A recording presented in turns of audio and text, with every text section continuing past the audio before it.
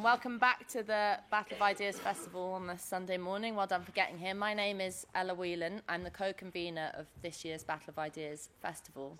And this strand in Conversation with Distance came out of myself and Claire Fox, the director of the Academy of Ideas, talking about the fact that there were these kind of meaty issues like comedy and satire, later on class, later on women's rights, that we didn't feel were getting the attention they needed or weren't getting the kind of in-depth discussion they needed. And we thought that the way to do it would be to have these in conversations with dissidents and people who have rocked the boat and made a bit of a difference and made a bit of an impact on the discussion to try and dig down into it. So really delighted that we're starting this morning with this session at Titania McGrath, Satire in the Age of Social Justice. And here we have Titania, a.k.a. Andrew Doyle, the brilliant Andrew Doyle, who is many things. He's a writer, co-writer of Jonathan Pie, a playwright with dramas for BBC Radio 4 and other places, his own plays, a columnist for the online magazine Spiked, a stand-up comedian, and shows in the Fringe, including Thought Crimes, a writer of musical theatre with adaptations of a wide range of things, from Pinocchio to Huckleberry Finn, and for this session, most importantly, the creator of Titania McGrath, who, if you don't know her, is the online Twitter sensation creation of Andrew Doyle, a real shit stirrer, that's the word that some people use. And he's author of Titania's book, Woke, A Guide to Social Justice. How this session is going to run is that he's not going to whip out a Titania mask from underneath and pretend to be her, but we're going to have a chat and talk about some of the issues of how Andrew deals with, both in his writing and in his comedy, issues around satire. Can we be satirical anymore in the kind of mad world we live in? What's going on in relation to free speech and comedy, but also the kind of shifting nature of politics, in which you find yourself in bed, metaphorically, with lots of strange people, given the new kind of fault lines. We're going to chat and do that for about 25, 30 minutes, and then we're going to come out to you guys for an open discussion. So keep your comments and questions and anything you want to say ready. I will be coming straight out after you after we finish. So, Andrew, let's start off. I want to get on to Titania later on, but let's start off with the Flesh and Blood Man first of all. And I wanted to pick up on this. I read this great, I thought it was an interesting review that had this great line in it, which called you a lefty that the left think is all right. Yeah. Which is a nice way of putting it, actually, that kind of confusion. And just for kind of clarification, I mean, what was it that got you involved in politics in the first place, and left-wing politics? Because you often get, same as I, labelled as kind of alt-right in that sort of weird way. But what was your political basis? I've always been really instinctively interested in politics, and now that I come to think of it, when I was a kid, one of the things I used to love was the Spitting Image general election special, which I recorded on television and watched endlessly over and over and over again. So I think I was just very much into the capacity for taking the mick out of those authority figures. But I think I've always been attracted to left-wing politics, sort of traditional left-wing politics, and I've also always been quite opinionated, so those things go quite well. And I ended up writing, just putting sort of opinion blogs out there a number of years ago, and then I started writing for Spiked. And I think writing for Spiked has really focused my sort of political sense, because I have to write and really think through all my ideas. And I think in my early days, I was very much sort of typical lefty, quite intolerant, of other people's opinions, and which is a sort of left-wing trait, I understand. And I'd be quite sort of dogmatic. And I think what I've learnt over the years is very much to talk, to listen, the value of conversations. And I do fear that that's what we've lost in politics. So that's sort of my main thing at the moment. That's what I'm most interested in. And why do you, in looking at the difference between when you first initially got started being interested in politics to now, which, things have changed very much even in the last 10 years. Yeah. Why do you think it has changed the nature of left-wing politics, if it has, from your perspective? Because, those is it just that the kind of the stereotype of student left-wing politics has become the norm throughout, even politics with a big P? Or yeah, I think it's such a difficult question. I don't know what's happened, but I think partly it's because people don't read anymore. I really do suspect that people just don't know what left and right wing means. I think people now sort of think that if you put a gay rainbow flag on your Twitter profile, that makes you left wing.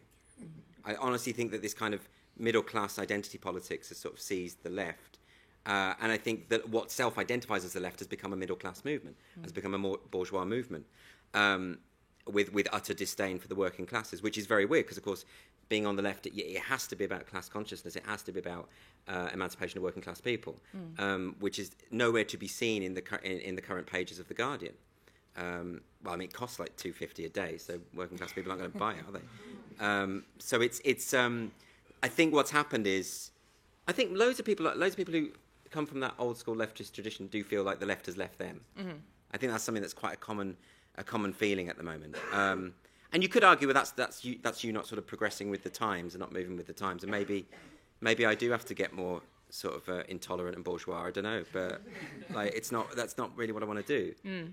So why it's changed, I that's what I'm trying to get at. Yeah. Like I'm really interested in why that has happened. And I mean, you mentioned that. Well, we kind of talked about student politics, but I mean, you and not people not reading enough. You are literally a Renaissance man in the sense of you, but also he is incredibly well read and well studied in Renaissance poetry and Renaissance literature. That was sort of your thing for a while when you imagined you were going to be an academic, as I read in one interview. I did a doctorate in Renaissance poetry. It's really helped me. It's really. Like, it's good, like, because technically I'm a doctor. Yeah. Like, not a proper doctor, but I can scan a sonnet. It is quite useless. But when you were at university at that time, do you think were those kind of problems in relation to?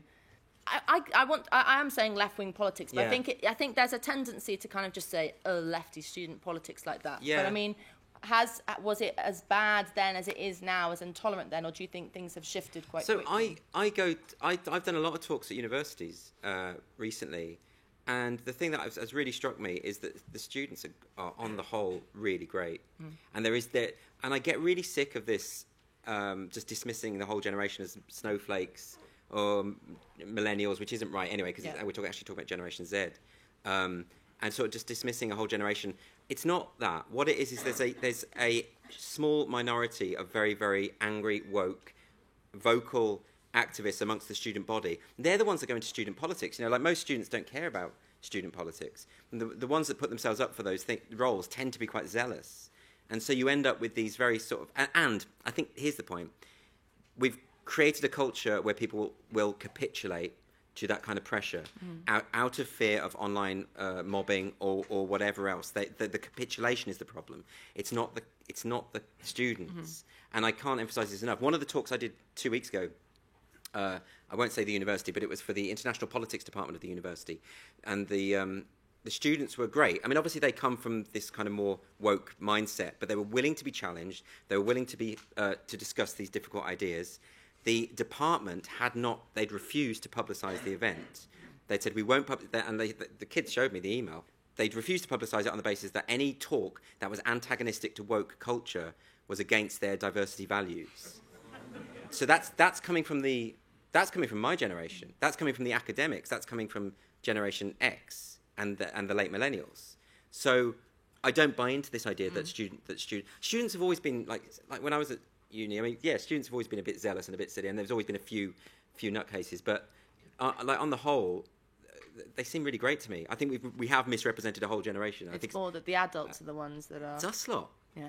And I think we sort of started and ultimately university. What was great? Do you remember the Rhodes Must Fall thing in Oxford? So when they wanted the students, a small group of very bourgeois privileged students wanted to tear down the statue of Cecil Rhodes at Oriel College. The leader of that student activist group said that he felt that every time he walked past the statue, it felt like he was being punched, and he was on a Rhodes Scholarship. Anyway, so a really posh kid who just is desperate to be victim, and But the university said no. That's our statue. We're leaving it, thanks. Because he's a colonialist, and guess what? People back then had different ideas about the world. Yeah. And and that's what you have to say. I think when you get these sort of extreme zealous, not just students, people in general public life, people calling for comedians to apologise for jokes, all this, you just have to say, look, no, fuck off. Yeah. You don't get to dictate this stuff, and we're not going to capitulate to you. And the more people do that, the more we'll realise that it's such a minority. Most people realise it's stupid. And you must be well rehearsed in being able to say, I won't do that, or not to capitulate. Yeah. Can you remember the first... Because I think part of when I talk about the ability to stand up against the kind of oppressive censorship culture, cancel culture as it's called today, you have to recognise that the first time you encounter that, it's pretty rough. It's a shock, isn't it? And especially with you working in comedy clubs and rubbing up against the particular kind of censorious culture that's growing there. I mean, do you remember the first time, or the first kind of catastrophic time that it actually kind of hit you that you were going to be saying things that were going to perhaps remove you from certain groups of polite society? That's a really interesting one, because when I started doing stand-up, I was saying the stuff that was the fashionable stuff. I'm still saying the same principle. I've refined my ideas, but I've got the same principles. But now those principles are no longer fashionable. So things like freedom of speech is quite an unfashionable idea. When did that happen? I know what it was. It was Brexit, I think. So I think it was. I did a show at the Edinburgh Fringe Festival 2 months after the Brexit vote, or whenever. It was the August, so like a couple of months after the Brexit vote, and I addressed it in the show, and you could tell that there was. This is an arts festival. 97% of comedians voted Remain, and I voted Leave. And to convey that to an audience of almost exclusively Remain, and even the Leave voters in the audience would never have admitted it. It became like a thing you couldn't say, like a dirty secret. And I realised then, I thought, but this is great for comedy. Yeah. Like it's perfect. You can, part of what I like doing is annoying people. Like but that's also what's funny. That's also what's great about satire. Is satire can't be effective unless you're pissing people off. And you're annoying the right people, and not gratuitously. And I'm not going out of my way to be offensive, and I've never have done that. And I don't like bullying. I've got a real issue with bullying. I hate that sort of thing, so I don't target people. I don't, you know what I mean? But people in power, politicians, they're fair game, aren't they? Let's use you in an article that you wrote for Spiked. You used this brilliant quote from W.H. Auden. I'm going to read it out to you. Satire is angry and optimistic. It believes the evil it attacks can be abolished. Comedy is good-tempered and pessimistic. It believes that however much we might wish it, we cannot change human nature and must make the best of a bad job. And I mean, that setting up that distinction, let's talk about satire then and your work in relation to that, because that would suggest, and your use of that in that article would suggest that it's actually... it's entertainment, obviously, and Titania McGrath is funny, and Jonathan Pye was funny, but it's also got a political motive in there to attack the evil seen in the world. But often I get criticised saying, you've got an agenda, so you're hiding behind this female character as an agenda. But satire has an agenda. Yeah. Otherwise, it's not satire. So I don't see that as a problem. And they say, but you're hiding behind a woman, you're speaking through a woman that's been accused of blackface, it's the equivalent of blackface. I mean, it's she sometimes is black, but it's like they haven't heard of the concept of an author writing a character. Like, it's so weird to me. And you would never have had that years ago, even if there was a satirical thing that was annoying people. And I understand why people are annoyed. I get it. Like, if someone's mocking me, I'm not going to enjoy it. Yeah. Like, that's fine. I don't mind people being offended or upset or the rest of it, but. They don't see the satirical value of it because they're the target, basically. Yeah. And do you think that there's almost, within the kind of reaction against satire, obviously there's the specific politics of it, because the thing that you sometimes get told that you're punching down, and maybe we can talk about that in a bit, but what I wanted to see what you thought about was this sort of, there's almost this obsession with reality, that's in relation to the kind of woke politics. That means... we've got it in literature and other places. You cannot pretend to be someone else. And of course, you said elsewhere in the interview with Giles Fraser, when you get up on stage, you are not the true Andrew Doyle. You're no, if any of you know stand-up comedians, you know this. Like, so you meet them off stage, they're not the same person. We're playing a role. And whether that's, in my case, I just exaggerate all my worst features on stage because that's funny to me. but it's not the same person. It's an essentially theatrical thing.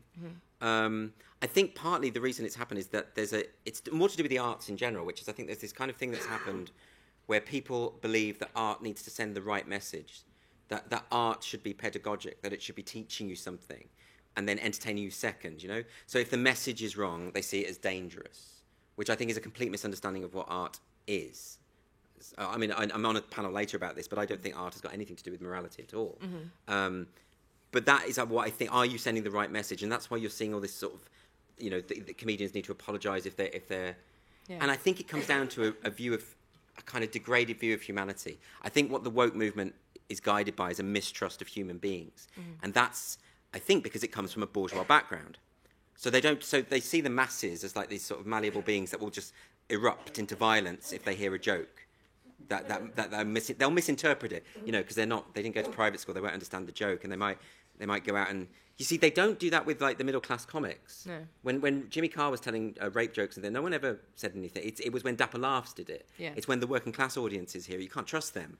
That's the implication, So, and that's why I think it's all tied up with we all know this. The people I'm sat with, whenever you read a Guardian op-ed or hear a woke columnist or a woke commentator, you can hear from their plummy voice. You can hear it.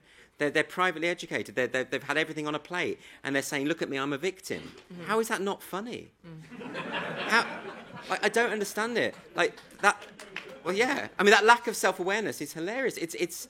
Look, I'm never denying that someone who doesn't experience racism or homophobia or whatever, but if you come from Kensington, and you used to go on holidays in Val d'Isere as a kid, and you're a millionaire, and and then you're going online bitching about being a victim. My sympathy is limited, to be honest, because I mean I used to teach at a private school in London, terrible one in Sloane Square, and it was I was teaching there, and the girls used to come up and talk about what they'd done in the holidays, and they were like, "Oh yeah, Daddy got me this great internship at the Old Vic," and no self-awareness, just obviously it's all context, it's all nepotism, and you could be a black lesbian girl at that school, and you're fine.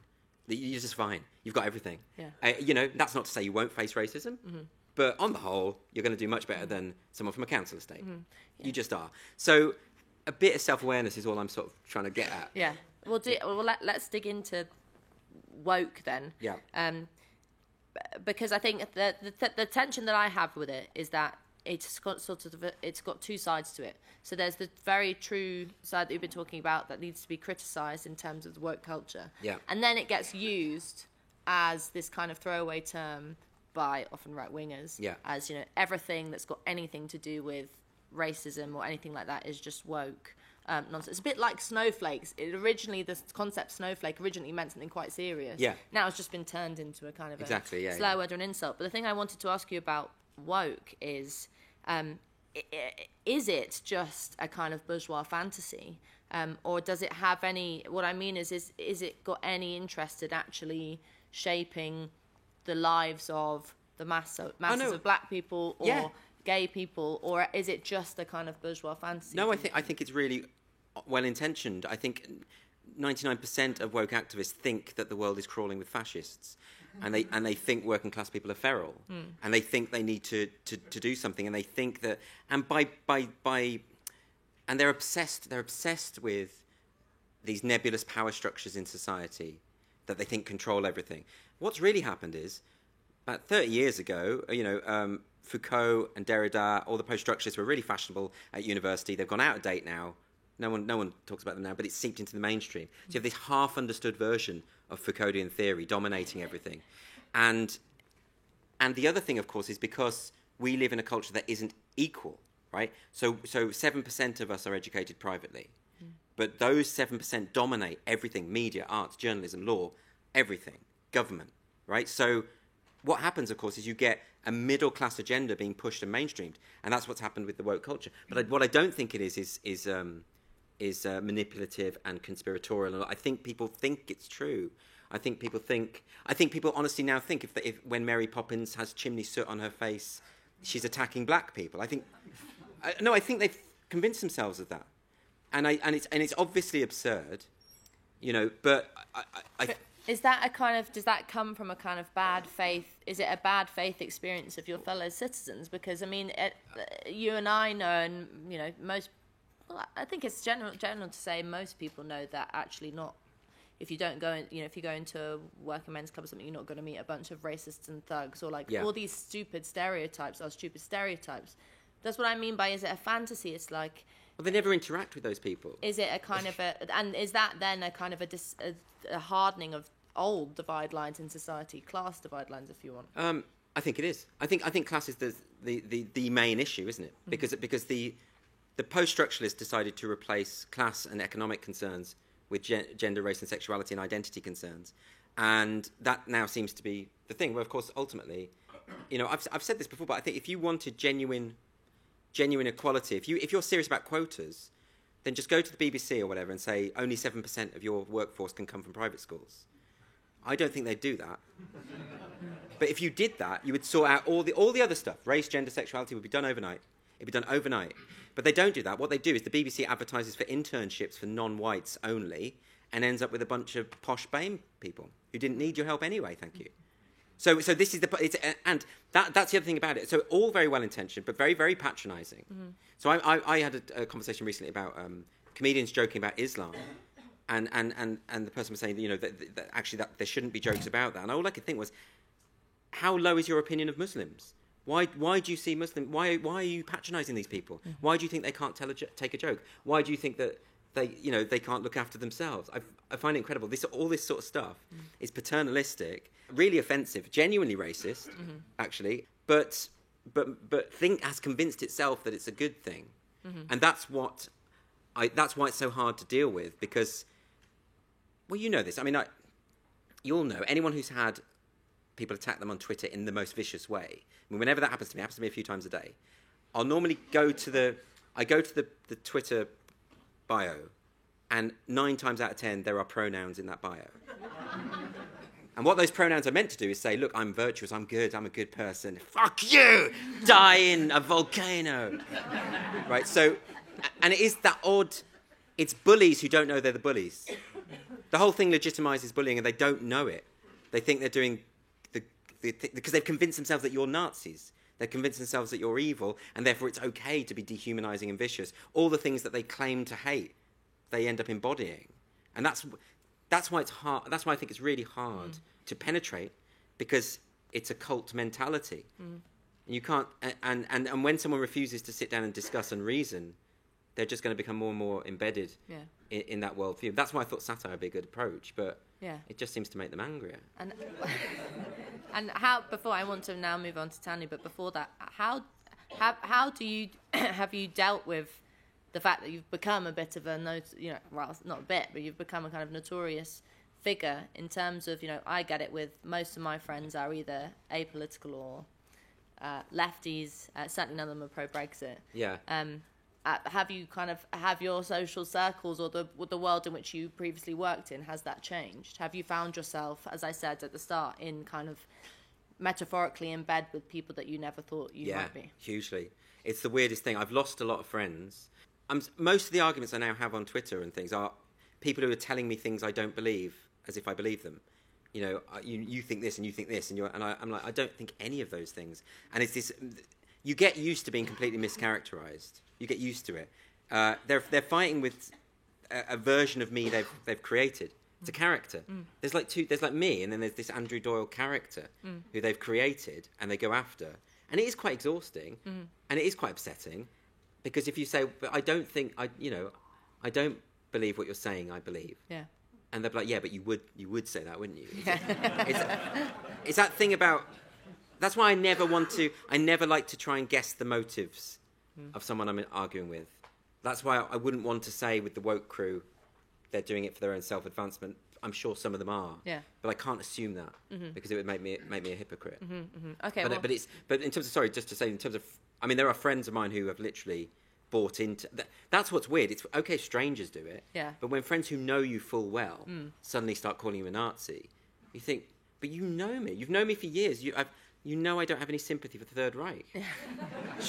Surely and if you thought that, why are you my friend? Yeah. Why It's really weird. So I don't know. I mean, and I now have lots of friends who are conservatives. And what's been very interesting and very eye-opening is all the people that I've been told over the years they're monsters, or the famous right-wing, they're demons, have been the loveliest people I've ever met. And the very people who the media tell you are the big saints of the left, some famous ones who I won't name, who I know, are absolute cunts. And it's an incredible reversal of the it's that belief that you're doing the right thing makes you a nasty person. You justify the nastiness to yourself. But what I'd say is never believe the characterization of these people in the media, ever. It's just not... You will never know a media pundit or a celebrity. You don't know them. So don't believe the characterization, because it's turned out... It's really shocked me, actually. Yeah. I talk to someone who's like supposed to be this rabid right wing. I'm like, God, you're really nice. Yeah. And really sensible, and you're not what they say you are. Yeah. So... Well, let's talk about someone who can be all things she says she is, Titania. Tell us about how you came up with the concept of her. So, there was a character called Godfrey Elfwick on Twitter who was run by two people. It was invented by a guy who never wants to be named, and Lisa Graves, who's a friend of mine. And he was a genderqueer Muslim atheist who was like the scourge of the sort of social justice movement on Twitter. He'd engage with them, and people would fall for it, and it was really great. And I loved that because it ties into this tradition of satire of people making up characters, making up personas, and speaking through a persona and tricking people. And I love all that hoax kind of stuff. I love Joe Orton's stuff where he, wrote letters to complain about his own plays to the press under the name of Mrs. Edna Wellthorpe. I love all that sort of stuff. So there's a big tradition of this kind of thing. And I just thought, for this Twitter age, for this social media age, Lisa was doing it really brilliantly. And I was corresponding with her because she liked the sort of Jonathan Pye videos I was writing, and so she was messaging me about that. And then I said, I've always wanted to do this. And she said, if Peter Cook were alive today, he'd have 5 or 6 characters on Twitter. This is what you should be doing. So she actually encouraged me to do it. And then I used to have a poet character called Magdalena Slash, which I wrote many years ago. Oddly, this is going to sound really bad. It was a school newspaper. I was the editor. I was a teacher. And we had to fill up space, so I used to just write really pretentious poems under this guise of this character. And I thought I could do like that sort of thing. So I made her a slam poet, because also slam poetry is terrible, right? And you just have to pause in weird places. And sorry, I don't mean to denigrate an art form, but come on. And they take themselves so seriously. I love it when they stand on the stage and they do this thing. Now I'm ready. It's so funny. So I thought she could be that, and she could write these really awful poems. And then I started having fun with the poems. I started writing them quite well. There's a sonnet in that book which scans perfectly as an Elizabethan sonnet, just for the hell of it. Yeah. But I'll make her a slam poet. I'll make her a radical intersectionalist feminist, posh as hell, really posh. The type of recognisable person. And I just make her really extreme, and it's a lot of fun. It was so much fun not being known. I love just being her. And has it changed since you've... Yeah, I was outed, and then it happened the week the book was out, and it looked like I planned it. Right. Because then that became like a news story. Yeah. And I did Piers Morgan and stuff, and it became a thing. I didn't do that deliberately. Someone found out.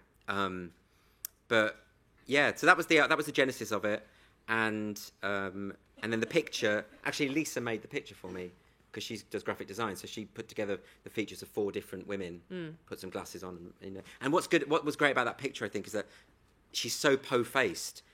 It almost has that effect of a deadpan delivery on Twitter, because you've got the tweet, and you look at that face looking at you like, I dare you to have a go at me, It's kind of, that's what, I think that really helped it.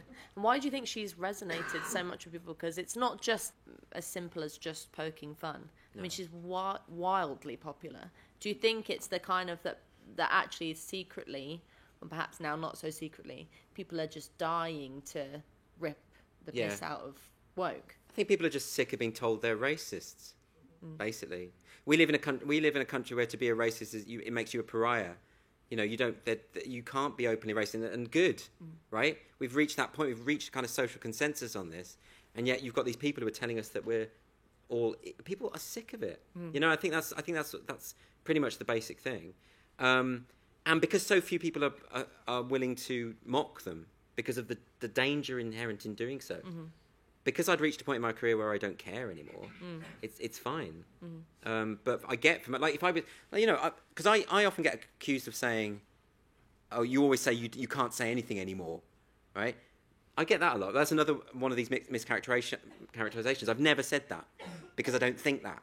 I say exactly what I want. But I also know that if I was still working at the call centre where I used to work, or as a teacher where I used to work, there's no way I'd be joking the way I do. And there's no way I'd be even joking with my colleagues. I'd do what everyone else does, which is encrypt your jokes on WhatsApp in case you get misinterpreted. So it's that thing about people are sick of the misinterpretation. And it happens in every corner of life. People were sick of it after Brexit. You know, suddenly being told that 17.4 million people are racist. You know, it's not good enough. We live in one of the most tolerant countries in the world. We should have a bit of self-awareness about that. And trying to... And what we're doing, of course, is by saying that everything is racist, we're making our country more racist, right? So I look back to when I was a kid, people didn't notice stuff. People didn't notice the fact that the top 40, if you watch old Top of the Pop shows, it's mostly black acts, actually, back then when I was a kid. No one noticed this or cared. There seems to be this weird amnesia about women in film. And like people talk about, oh, it's amazing, like we've got, you know, Brie Larson and people like that, the first... I'm like, Terminator, Aliens, Long Kiss Goodnight. When Long Kiss Goodnight came out in 1996, and you've got Gina Davis, one of the toughest action heroes in Hollywood history, no one ever said, isn't it weird that there's a woman action hero? No one said it. No one noticed. No one cared. You know? But now you notice it. Now you're like, oh, that's a really feminist film, isn't it? It's a really sort of empowering film. It's like, no one noticed this stuff. So what I'm saying is we got to a point where the momentum was just right, and it would all have been fine, and we just fucked it. Basically, that's what happened. And now we notice everything. And now I'm watching a play, and it's a predominantly black cast, and I'm thinking, oh, I see, they've been cast to fulfill these woke sort of rather than watching and enjoying the performances of these undoubtedly talented people, it's all become racialized. It's really... A friend of mine mentioned about her friend he says he's never felt more black. Now he feels really black because he's so aware of it, and he never was aware of it before. Colour blindness was the goal. That was a wonderful thing. It was a beautiful idea that you treat everyone equally, irrespective of who they are. It's a wonderful thing. That's what Martin Luther King believed, right? That's what we were aiming for. And then these intersectionists come in and fuck it. And they're like, no, and in fact, you get people like Robin DiAngelo, the author of White Fragility, saying that if you say, I don't see colour, you're a racist, right? But you don't literally mean I don't see colour. You mean I don't care about colour. It's a metaphor. They're not good with metaphors. And actually, so she actually said, like, if you don't treat people differently on the basis of their race, you're racist. In other words, unless you're racist, you're a racist. I want to come out to the audience now, but I've just got two last questions. And the first is, moving forward in terms of using satire, in a world in which you have presidents of the United States sending out entirely hilarious, really funny, really funny tweets. I mean, it's not funny, but it is funny. And the craziness that's going on in our own kind of political situation, alongside the identity politics turned woke culture thing. I mean, how hard is it to write satire at the moment when it seems like everything has become... It's very hard to take the mick and poke fun at something and send something up when it's so entirely mad anyway. Yeah, it is a bit mad, isn't it? I mean, the thing with Trump is the funniest. Trump is funny. That's the thing. He's really funny, and so to write jokes about Trump is difficult because he's funnier than you are. and there was that tweet he did recently about Ilhan Omar, when she was going to go to Palestine to see her grandmother, was it? I think, yeah. And they revoked it, and she posted the message from the Israeli government saying she couldn't go there. And he said, well, the only winner here is her grandmother. We won't have to see her. Which is, I mean, and I don't, by the way, I don't want the President of the United States to be a comedian. Yeah. I'm really old-fashioned. I want the President of the United States to be statesmanlike, diplomatic, not calling the head of North Korea fat. I want someone sensible in that office. Yeah. I don't want Trump in that office. But I have to admit when he makes me laugh. because he does have that skill. So yeah, no, it is a bit crazy, and but I don't think that makes it harder. I think it's just it gives you more opportunities, doesn't it? Yeah. My career's done so well since Trump. It was so helpful. Because the big Jonathan Pye video we wrote was straight after Trump's election. That was the big viral one. So that, if he hadn't got in, like, that wouldn't have happened. So it's great. Okay, very good. And the last question I want to ask you is how optimistic you are about political change. Because as you said, kind of key part of all the underpinning of all of this work that you're doing, obviously, there's the separate art forms that you're invested in, whether it be writing plays and music and comedy. But the political side of it, which is more in relation to the satirical works you do, how optimistic are you about those fundamental left-wing transformative politics that you have? How optimistic are you about that still being possible in a world which feels like the people in power are listening to woke rather than listening to or thinking about a wider kind of societal change? I am optimistic that it can change, but I think in order to redress those issues that we still have in a country that is riven by economic deprivation, we won't be able to solve that until we trash woke. It's got to go. And Labour has to drop identity politics. That's the first way. It's so immured in it. Jeremy Corbyn stood up the other day and announced his pronouns. Was anyone here confused about his pronouns? So, like, it's you know, it's alienating people horribly, and so I think, yeah, we have to, the woke culture is an infantilized culture. It's people who are not capable of critical thinking anymore. It's people who aren't thinking for themselves. They're thinking through an ideology. If you talk to someone who is woke, you're not talking to a person. You're talking to a textbook. It's a really weird experience. Like if I meet someone and they say something woke, just one woke thing, I could tell you their values in every area. I could tell you everything. They never surprise you. And that means they've lost their individuality. They're not thinking for themselves. And I think really, that's why I think education is the key to all of this. The only solution, I mean, I can mock them and people can mock them and we can write endless columns attacking it. But of course, they all double down on that stuff. It doesn't work, really. If you look at when Obama the other day made a very sensible point about how what we need now is not woke people punishing anyone who makes a mistake once in their life, not this cancel culture, not this kind of this belief that there is no redemption, but we need some nuance. We need to understand that life is messy and that people aren't perfect. And then the New York Times writes an article saying, yeah, whatever, boomer. That's their response. Their response, and that's mainstream press, their response is to basically confirm the point he made to begin with. So how do you fight that? Every time you mock it, they double down and they get worse. They think that's the way to deal with it. I don't know how you do that, but I think ultimately we've got to win it. The culture war, I think, is much more important than people understand, because nothing else can be achieved. If we live in a society where we don't have free speech, which is the end point of woke culture, is that we don't have free speech, we are in a lot of trouble. And I think that's why it has to be about education. So I would like to see critical thinking, not as a subject in of itself, but as a kind of principle embedded in our education from primary school age. I want it to be so that people understand the base. So I used to teach critical thinking A-level. On a very basic level, you fail that course if you use an ad hominem slur. As soon as you insult the person and not address the argument, you've lost. You get an E, right? Well, come on. I mean, look at our major media commentariat. They don't know that. They don't know that. They don't know that basic thing. As soon as you mischaracterize someone else's argument, it's a straw man.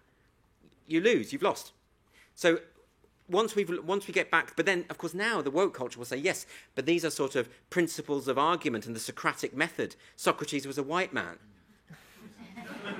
So now we have to abandon logic and reason, and it can't work. It's a destructive spiral. We need to be able to think for ourselves again. We need, and it's going to be hard because people's identity politics is now about political identity. People feel so involved in their politics. That is them, and there's this thing called an identity quake, when you're shaken out of a firm belief system. And it's horrible and it's traumatic. But people are going to have to go through it. I'm sorry. I'm getting quite upset. Identity quake. I think that's a good time to open up. Right, let's see some hands. Could you maybe talk a bit more about your audience? So you said you like to piss off your audience, right? When you talk about Brexit, for instance, in an audience full of Remainers. Is your audience a woke audience, or is it anti-woke? Would it be fine for you if your audience thinks exactly like you? Curious to hear about that. Okay, thanks. One more and then we'll come back to Andrew, yes. A theme that keeps running across these talks and other talks I'm sure everyone else goes to is that it all stems down to education, teaching children how to think for themselves. But do you think that's even possible given today's educational climate? Okay, thank you. Come back on anything you like there. There's loads, aren't there? Yeah, the show sold out, right? And the book was published. And so what you could say is, well, you're doing quite well out of this supposed, you know. But I've never claimed to be cancelled or being silenced or anything like that. I don't think that is happening. But the fact that the book got published is a kind of minor miracle, I think. The publishing industry is so woke. And it wasn't easy. It was championed by certain people within the publishing house. But I would suggest that most publishers wouldn't have gone with this book. And there have been people in the media have commented how surprised they are that a major publisher went with it. So there's always going to be a bit of pushback. Hopefully more people will do it. Yeah. And of course, as well, in terms of the comedy world, younger comics are very unlikely to mock woke culture because they want to end up on Mock the Week and they want to end up on BBC. So it isn't about censorship. I'm not talking about censorship. I'm talking about self-censorship. I'm talking about people who change their artistic direction because they're afraid for their career. That's really what's happening. And you can always point to a few successful anti-woke comics because like Dave Chappelle's doing fantastically well, multi-millionaire and everything. So, but no one's claiming that anyone's being silenced. No one's claiming that. We're talking about a culture. It's really hard. I don't like it when people are legislating for free speech. Like, I just find that a bit weird. Yeah, I think it's about inculcating values in children. I don't know whether, at the moment, it's not possible. And partly that's, again, because of my generation, because I think actually, Claire Fox's book is really good on this. She wrote a book called I Find That Offensive. She talks about this idea of the culture that has created a generation that are not very resilient. And whereas I say don't call this whole generation snowflakes, when I was a teacher, we did have a problem with resilience. Any kind of criticism could spark very extreme reactions, and that's something that teachers could do a lot more to do. You have to take it seriously if someone's being bullied. If a kid has got some issues, of course you take it seriously. But there are some times where you have to say sorry, that's life, and that you have to take that stance. And we're not doing that very well at the moment. But also just that thing of teaching kids to think for themselves. I don't know how you do it when the profession is so overwhelmed with wokeness. I think one of the best things you could do is teach young people that words are not violence. That's one of the best things you can do. I did a workshop recently where one of the participants, on comedy by the way, one of the participants complained that they felt unsafe because of one of the tweets I'd done as Titania. So then it becomes a safety issue. And I think it's really important that people in authority say, I'm sorry, no, you are not unsafe. You're not, right? And you have to be a bit firm about that when you're dealing with young people. I don't know how, I don't have the answers. I can just criticise and mock. Okay. Let's see some more hands. At the Labour conference recently, I was attacked by Labour students, and I realised why they'd been thrown out. Because I was telling them that I was hosting a meeting about Labour for Republic. And then basically I was told that, yes, but Meghan has modernised the royal family, basically, in other words. And I was told, yes, but you wouldn't understand what Meghan has done for people, for black people, or people who aren't white, because you're not, because you're white. And I actually said, but you're not mixed race, they said, and I was actually I am. I'm half Jewish, but okay, carry on that. And so I just sort of thought, this woke culture seems to have seeped into kind of this privileged world, as you've said, where someone who's married into an elite institution is woke, even though she'll have everything done for her forever, and it's now taboo to criticise her. So is Titania a royalist, I want to know? Yeah. Brilliant. That's great. With the microphone. That's really funny. I want to bring up the point you made about cancel culture. Is it actually cancel culture, or is it just holding people accountable for their actions? Okay, thanks. Next to you there. So I suppose one thing I wanted to talk about, just the overall idea of satire. So I finished my undergraduate at Sussex University, and I did this module, my last term module, where you had to write a 5,000-word essay. The module was US and the world, so we're thinking, George Bush and foreign policy individuals.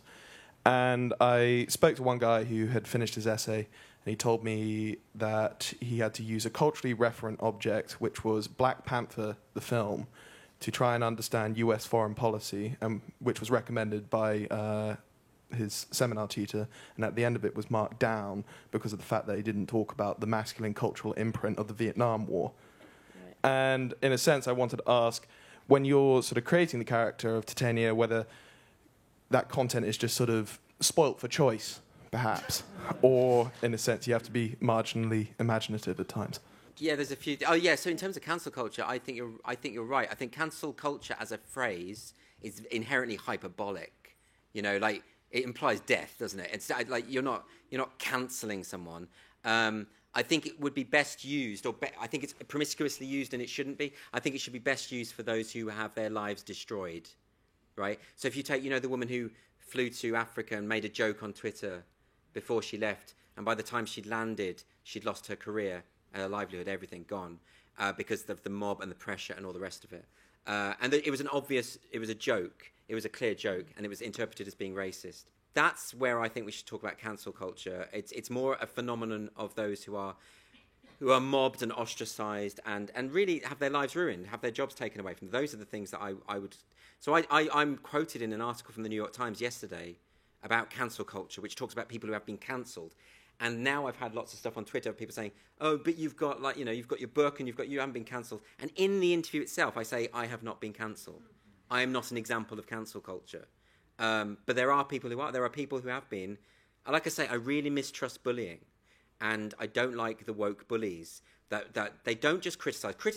Calling out is, I don't like the phrase, but criticism is great. And I'm all for it. And I think more of it. That's great. If you have a problem with something I've said, or a joke I've made, do it, complain, protest even, whatever, right? Don't contact my employer and say this person should never work again. Don't try and dig up some dirt on me or some old tweet I've said or some old thing I've said and try and discredit and ruin your reputation, because that's what a bully does. Mm-hmm. That's all I mean. So criticism I'm for, 100%. She doesn't like that. Okay, so she did a tweet at Christmas saying what the Queen should have said in her speech. And it was stuff like Wakanda forever and... and she took and in that, Titania said that she should have said that the new royal baby will be raised gender neutral, and then 3 months later, Meghan said she might raise the baby gender neutral. I love it when that happens. That happens quite a lot. That happens quite a lot. My favourite was the Mary Poppins one. I did that tweet about her in blackface because she had the chimney soot on her face. And that was in August of last year. And then the New York Times ran an article in February of this year saying, isn't it disgusting that Mary Poppins is in blackface? So I predicted that by 6 months. But it's always quite... it is quite easy to anticipate in a way. Mm-hmm. I think she hates the royals. I think she does. Except for Meghan. Yeah. I think that's what it is. Because Meghan's a victim, because she's mixed race. That's all she can see. So she can't see the money, she can't see the privilege, and she's mates with Kate Middleton, so she can't see all that. She can only see race. That's the thing about it. It's this monomania, isn't it? It's like they can only see things through the prism of race, gender, and sexuality. Class is a complete blind spot. Complete blind spot. It's weird, and they've got these weird hypocrisies like that, haven't they? They're all really ageist. They're all really ageist. They'll say stuff like, I hope all these people die so we can have another Brexit vote. There's boomers, they just die boomers. Yeah. And it's like, you're going on all the time about how we need to be sensitive and not attack people for their immutable characteristics. They're funny people. The sheer stupidity of it. Right, let's bring it back out. And so we've got 2 hands there, yeah. I'm quite interested in why you chose a female persona for Titania. Hi, just a sort of thread going through my mind at the moment, and it may come to nothing, but I wonder how much this growth of woke culture sort of dovetails with the declining Christianity as a national institution in this country, because it sort of replaces some of those elements like a sort of package of beliefs and a belief system and the sense of belonging, but also the sort of the talk of the lack of redemption and that people aren't perfect and that sort of thing. That's something that Christianity is supposed to, at least, or should teach. And the sort of concept of forgiveness. So is the decline of Christianity partially not responsible, but part of the explanation? Yeah, I just wondered. I always strikes me when it comes to jokes, it seems like I don't know if it's genuine, but woke people seem to be unable to recognise a joke. So, for example, a few days ago, there was the Rod Liddle column, and he said, the day before the election, if you've got a teenage child, shove some skunk under their door, and and it basically was like, do anything you can to stop them voting. And this was all over Twitter. And everyone was extremely outraged. He wants to disenfranchise the youth, and it was just so obvious it was a joke, and it was meant to be a joke, and you might not like it, but and I just wonder, and this happens all the time. Do you think that supposedly woke people genuinely take things that literally? I just wonder. I just find it hard to believe that they so genuinely can't see that was supposed to be satirical. That, to me, is one of the most fascinating things about all of this, is the literal mindedness. And I can't work out whether it's deliberate. Because either you are willfully misinterpreting it in order to make a political point, maybe you think to joke about a certain subject is in itself damaging because of all these power structures, or maybe you're just stupid. And I think sometimes there is a level of stupidity going on here. I mean, I don't like to call people stupid, but how else can you interpret that? I mean, that Rod Liddle column, by the way, the thing that really got them annoyed was that he said that Muslims shouldn't be voting. So what he was doing is basically taking the demographics that are far more likely to vote Labour and saying, well, can't they have a religious festival and not have, So, and this was taken literally as he wants to disenfranchise the Muslim vote. You would have to be stupid to think that, wouldn't you? You'd have to be stupid. Or you're willfully doing it. But maybe it wasn't funny, or maybe you didn't like the joke, or whatever. Why not say that? Why not say, I don't find the joke funny? Or, to give another example, maybe a more extreme one. So Andrew Lawrence, who's a comic who does some very edgy material, so he did a tweet about the fact that this male suicide rate is much higher than female suicide rate. So if feminists really want equality, they should kill themselves. Yeah. Now... There was a petition. There was a petition to get him banned from the BBC, never to go on the BBC again. And the words of the petition was interesting, right? If it had been a petition saying this is a disgusting joke, we find it really offensive, you shouldn't do this, I would have been fine with that. Whatever, knock yourself out. The petition said he is inciting suicide amongst women. Right? Now, so they want us to believe that they don't understand the basic concept of a joke. So I can only conclude that's stupidity, because if you're going to, it's such an own goal. I can only conclude. So then the question is, why do we have this literal mindedness now? Where has that come from? Why? I don't understand that. I wrote an article about this because I talked about how I think it's that we have degraded comedy as an art form. We don't think it's an art form because we don't go to, I made explicitly the point, we don't go to Titus Andronicus and heckle because of Shakespeare's representation of dismemberment and rape. We don't do that because we know that it's not real. We know she's okay. We don't go up to, we don't worry about Angela Lansbury being in the vicinity of a murder. We don't ask the question whether Shakira's hips are incapable of deceit. Right? Because we understand the difference between art. Art means artifice. It means it's not real. So we understand that difference. But when it comes to comedy, we think, oh, you're inciting violence. I mean, come on, grow up. And I think, and what worries me is I think it's either stupidity or these people have been failed by education. If they genuinely don't understand, and we get it in politics now with metaphors, military metaphors are inciting violence. Calling something a surrender bill is inciting violence, right? That level, the MP who tweeted about EU boats in our fishing areas should suffer the fate of the Belgrano, and the headline in the Independent newspaper said MP calls for the destruction of boats. Like, it's an idiot. It's a metaphor. Like, this is and can someone who gets a job in a mainstream UK newspaper genuinely not understand the difference? Is that possible? Are we living at that level of infantilism, or is it that people are just lying? I don't know, but it's something we really have to address. And I think people just need to call out, if we're going to use that phrase, people who are taking things literally when they know them. They must know them to be a joke. Anyway, that really annoyed. I'm sorry I went on about that, but that really annoys me, and particularly with stand-up, particularly with people complaining about stand-up. I had someone stand up in my show and call me a misogynist because I slagged off Theresa May. And it's like the Prime Minister of this country does not need protection from me. Yeah. You know, that is definitely punching up. Yeah. You know, and it was because I'd mocked her appearance. I'd been mocking all sorts. I don't do that in real life as a person. I think it's horrible. My character on stage is a bitch, so I do. But I'd mocked male appearance, and it didn't matter. Yeah. But then I said Theresa May looked like an NHS poster warning about the dangers of dehydration, and suddenly I'm a misogynist. Suddenly, because my onstage character says something nasty, because that's what he would do, the real Andrew Doyle, hate all women. How do you leap from that? I mean, I'm getting a bit despairing now. It's early and I'm tired, but I do despair about that. There were some questions there I didn't answer. But... Don't worry, we'll come back to them. Who's got the microphone? Stand up, please. Your poster for the festival had quotes on, very funny from somebody, hilarious from somebody else, and then The Guardian, terrible. Yeah. Was that a gag or was that a real review? No, it's real. From? Oh, is it? Okay. Oh, look, I tell you what. The day The Guardian likes anything I do is the day I quit. Like, I love that. I mean, you get the great thing about the Titania, right, is that the people who hate it sound like her, and it's really funny. You know, it's really funny. Like the one in Edinburgh, there's a comedy critic for The Guardian called Brian Logan, who is known. He's known amongst comics for not being able to review properly because he can only see politics.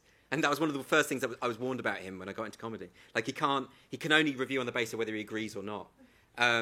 So if he likes my work, God, what would I do? And one of the things he wrote was about is right-wing comedy on the rise, and there was a picture of Titania. I'm like, I'm not right-wing, mate. In fact, you're more right-wing than I am. But when people don't know about politics, but they pontificate about it, it's funny. Yeah. It's really funny. And I know I go on about The Guardian. It is a bit tongue-in-cheek. I've got friends who write for The Guardian. You know, I don't have a problem necessarily.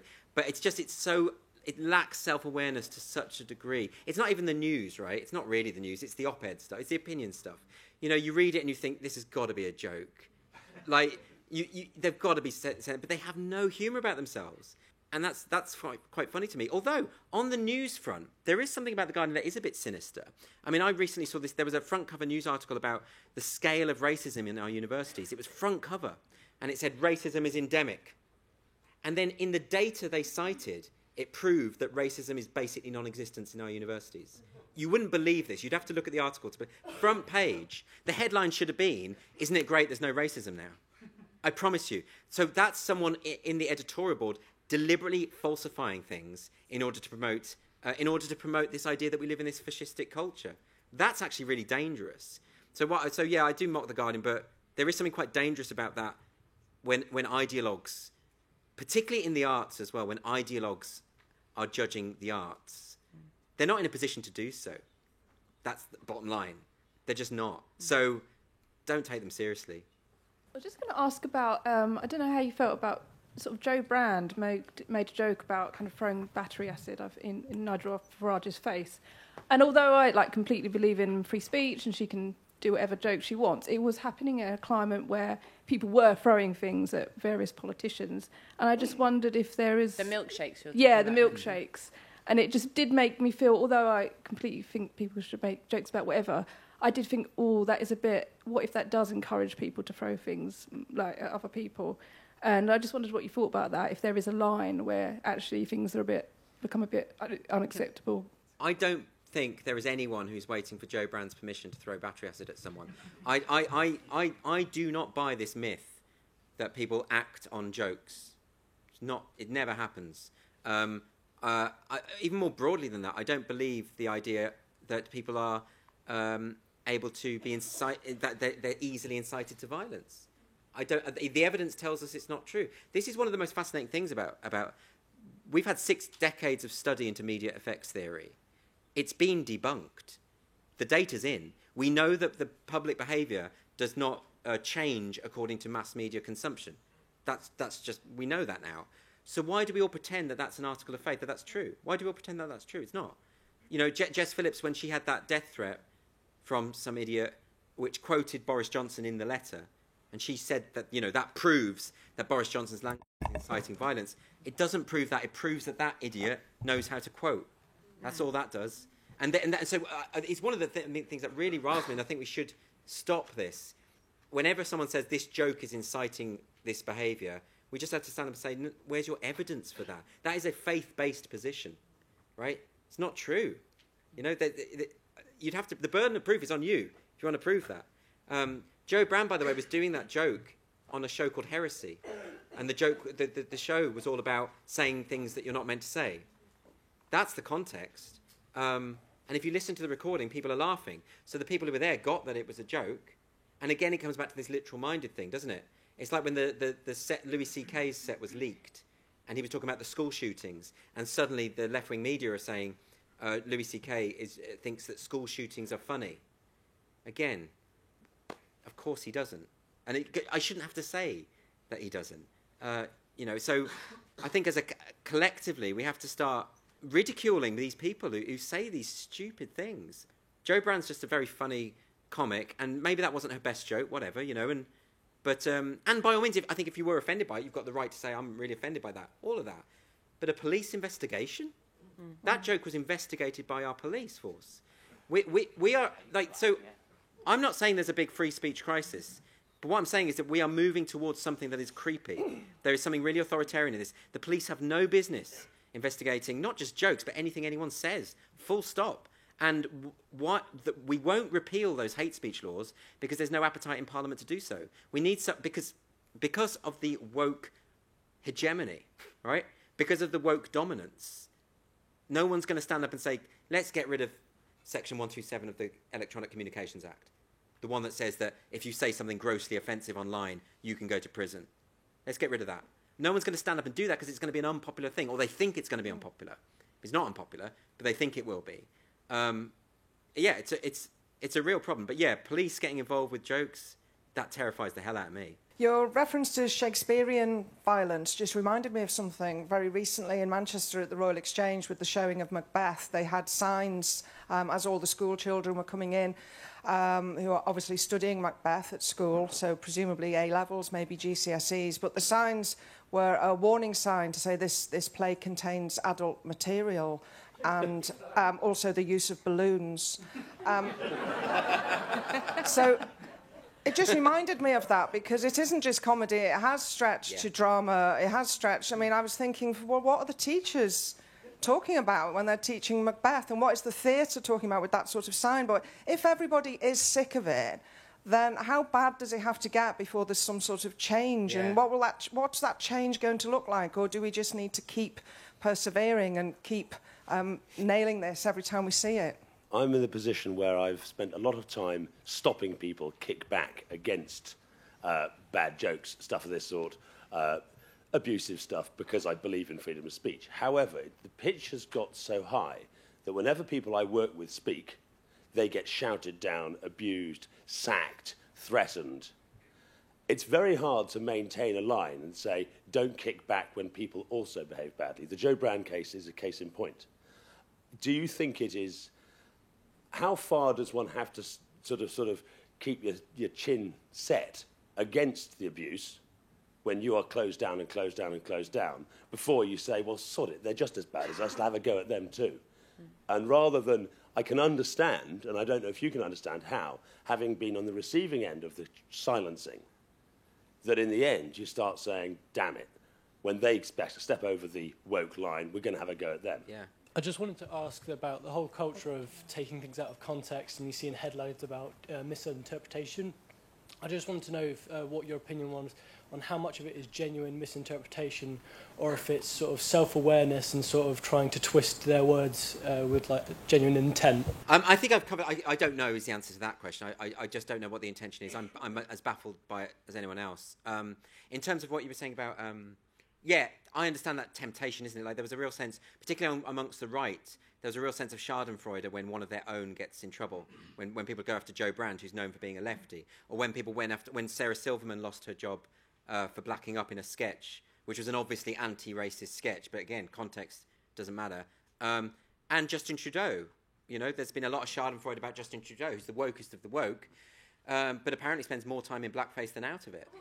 So I get why you'd want to attack and do exactly the things that they've done to you. That's human nature, but that's how you get the endless spiral of violence, isn't it? So you have to be consistent in your principles, I think.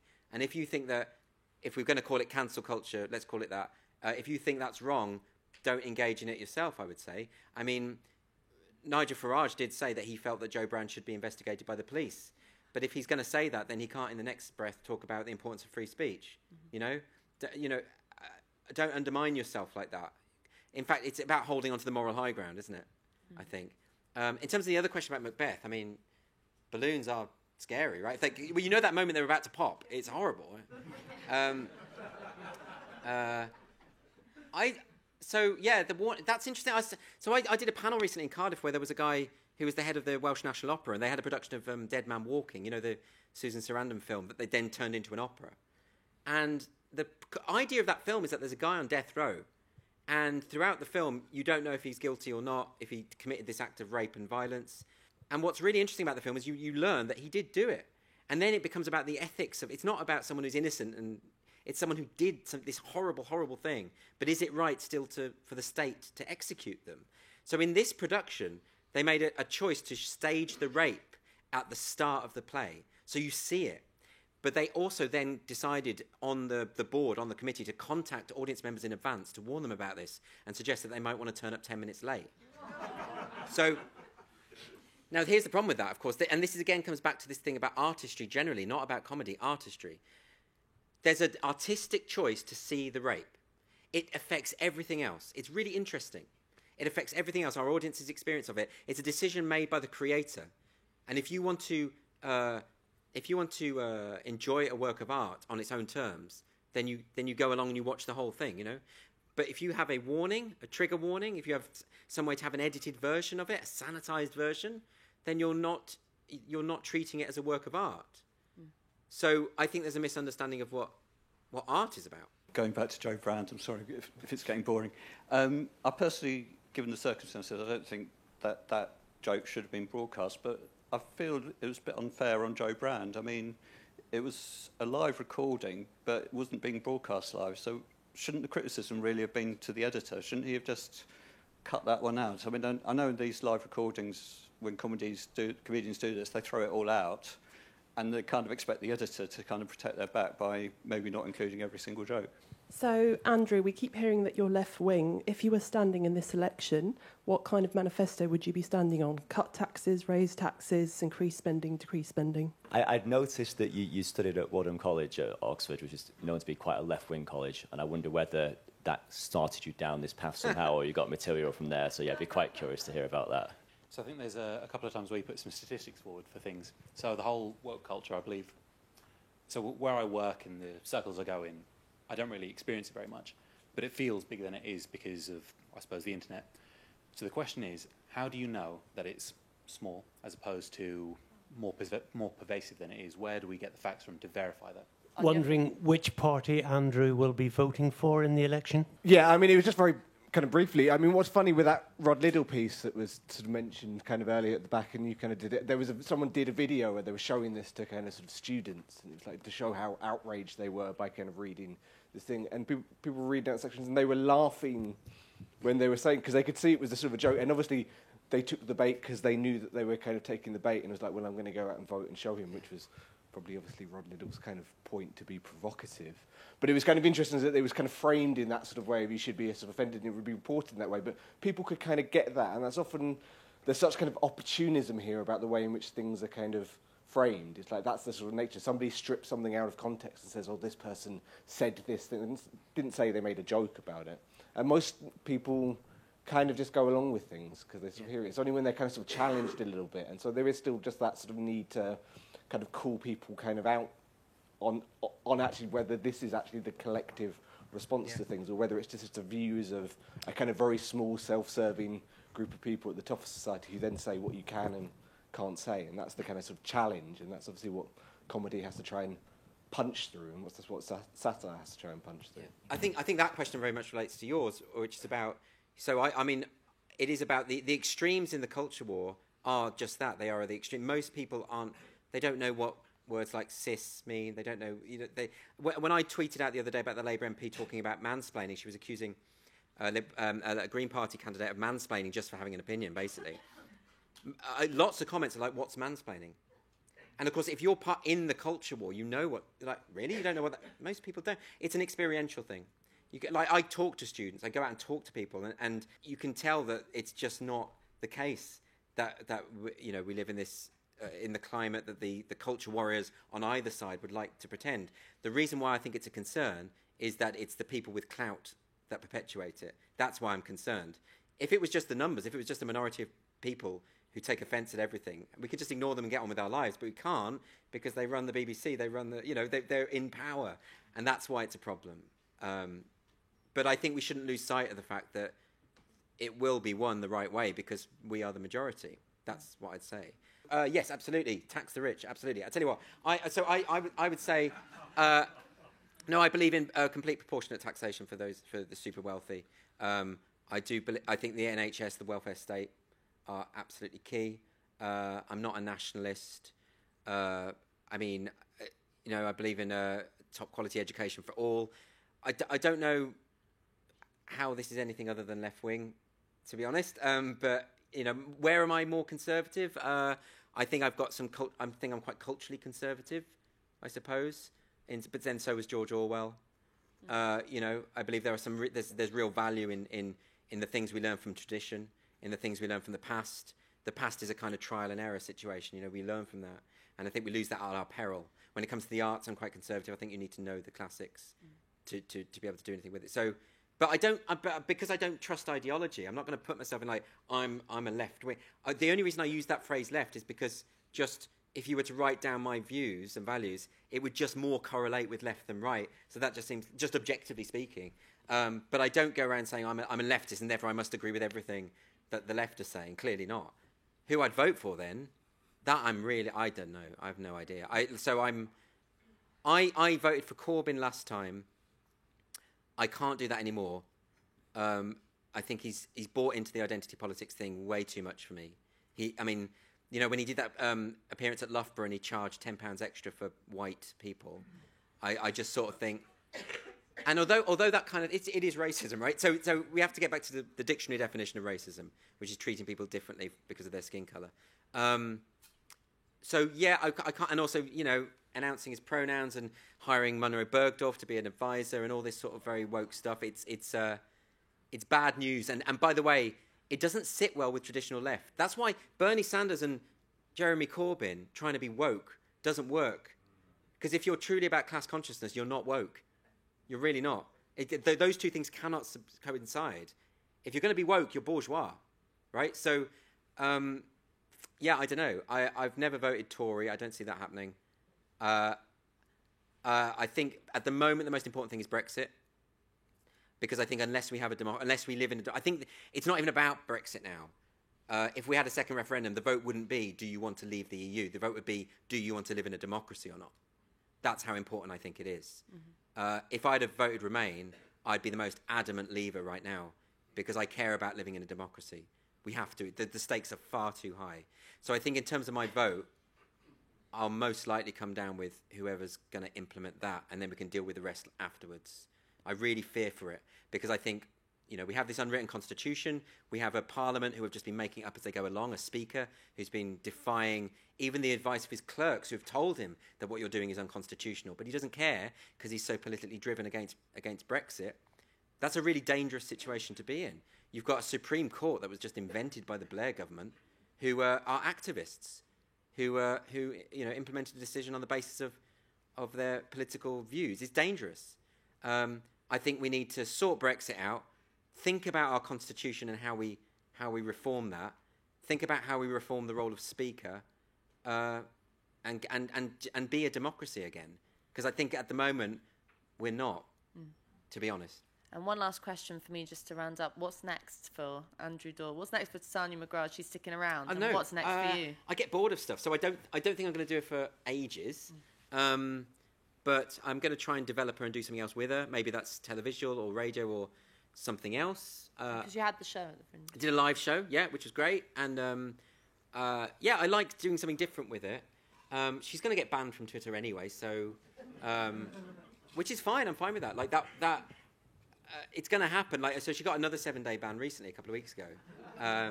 She's had so many lockdowns that it's only a matter of time, and they're just looking for the excuse. And I reckon what will happen is I'll get drunk and send something that I know will get a ban. I think that's what's going to happen. Don't know when. Watch his space.